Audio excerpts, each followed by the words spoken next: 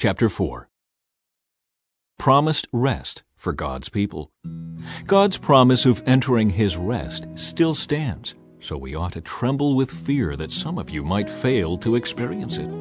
For this good news, that God has prepared this rest, has been announced to us just as it was to them. But it did them no good because they didn't share the faith of those who listened to God. For only we who believe can enter His rest. As for the others, God said, "In my anger I took an oath. They will never enter my place of rest," even though this rest has been ready since He made the world. We know it is ready because of the place in the Scriptures where it mentions the seventh day. On the seventh day, God rested from all His work. But in the other passage, God said, "They will never enter my place of rest." So God's rest is there for people to enter. But those who first heard this good news failed to enter because they disobeyed God. So God set another time for entering His rest, and that time is today.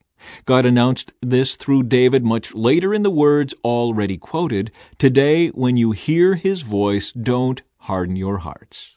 Now, if Joshua had succeeded in giving them this rest, God would not have spoken about another day of rest still to come. So there is a special rest still waiting for the people of God. For all who have entered into God's rest have rested from their labors, just as God did after creating the world. So let us do our best to enter that rest. But if we disobey God, as the people of Israel did, we will fall. For the Word of God is alive and powerful. It is sharper than the sharpest two-edged sword, cutting between soul and spirit, between joint and marrow.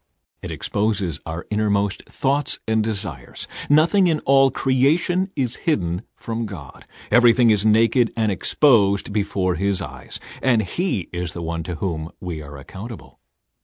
Christ is our high priest. So then, since we have a great high priest who has entered heaven, Jesus, the Son of God, let us hold firmly to what we believe. This high priest of ours understands our weaknesses, for He faced all of the same testings we do, yet He did not sin.